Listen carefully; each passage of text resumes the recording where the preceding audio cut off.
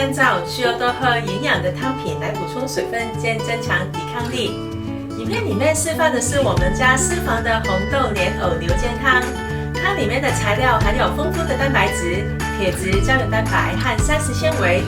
透过金小湾的双重脉冲科技，煲出来的汤不但浓郁好喝，汤里面萃取到的蛋白质、铁质跟胶原蛋白这些重要的营养素都有大幅的提升，让家人喝出好气色，身体健康。